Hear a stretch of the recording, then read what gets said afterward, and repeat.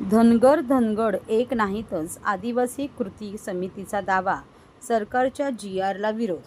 धनगर समाजाचा अनुसूचित जमातीमध्ये समावेश करण्यासाठी कायद्याच्या विहित पद्धतीचा अवलंब करून धनगर आणि धनगड एकच आहेत असा स्वतंत्र GR राज्य सरकार काढणार असल्याचा निर्णय 15 सप्टेंबर रोजी मुख्यमंत्री एकनाथ शिंदे यांनी घेतला आहे. सरकारचा निर्णय घटनात्मक तरतुदी न्यायालयीन निर्णयाशी विसंगत असून घटनाबाह्य आहे. सरकारने धनगड एकच असल्याचा GR काढल्यास राज्यभरातून आदिवासी समाज रस्त्यावर उतरणार आहे. धनगर ही जात आहे, जमात नाही. ते आदिवासींचे निकष पूर्ण करू शकत नसल्यामुळे ते आदिवासी नाही. राज्याच्या अनुसूचित जमाती यादीत क्रमांक 36 वर ओरान धांगड आहेत. ओरान जमातीची पोट जमात धांगड होय, ती धनगड नव्हे. राज्यात उच्चारण मात्र धनगड केल्या जात आहेत. धनगर आणि धांगड यांचा तीळ मात्रही संबंध नाही.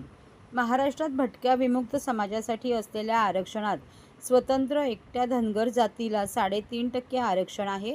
त्यांना आणखी पुन्हा आरक्षण द्यायचे असेल तर जरूर द्या, पण आदिवासी समाजाचे आरक्षण देता येणार नाही.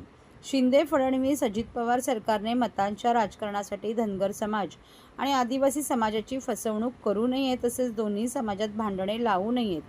जर हा GR रद्द केला नाही तर तुम्ही निवडणुकीचे गणित करत असाल तर महाराष्ट्रातील 85 मतदारसंघात आदिवासींचे प्राबल्य आहे. मग मतदान कोणाला करायचे ते आम्ही ठरवू. या पत्रकार परिषदेला संयुक्त आदिवासी आरक्षण हक्क कृती समिती, मुंबई ठाणे परिसराचे मधुकर तळपाडे, दीपक पेंदाम, हंसराज खेवरा, ॲडव्होकेट शशिकांत नागभीडकर, रमेश परचाके, सुनील झळके आदी मान्यवर उपस्थित होते. अतिरिक्त सचिव श्री खारगे साहेब यांच्या अध्यक्षतेखाली शासनानं एक समिती नेमली आहे. त्यांना मदतीला 2 IAS अधिकारी आणि धनगर समाजाचे 5 प्रतिनिधी अशा प्रकारची समिती गठीत करण्यात आलेली आहे.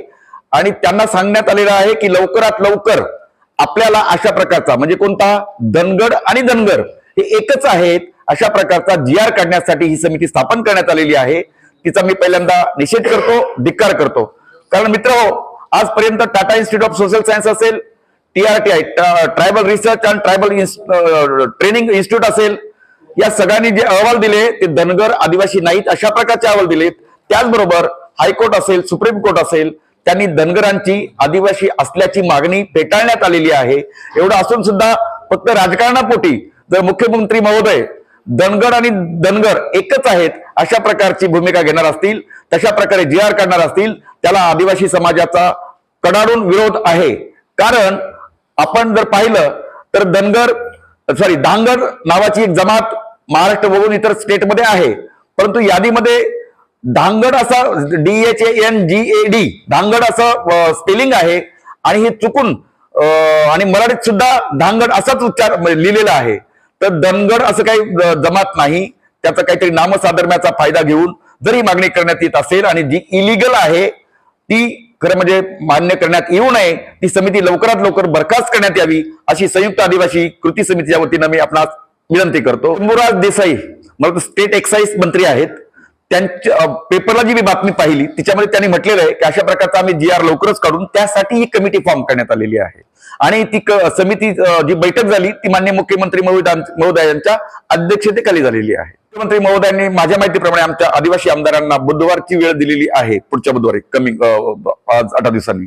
तर त्यात चर्चा होईलच. काही आदिवासी संघटनांना पण बोलवलेलं आहे, ती चर्चा होईलच. अन्यथा जर ही समिती बरखास्त केली नाही तर मग वेगळ्या ठिकाणी आपल्या आदिवासी समाजाकडून आंदोलन होतील, हे 100%.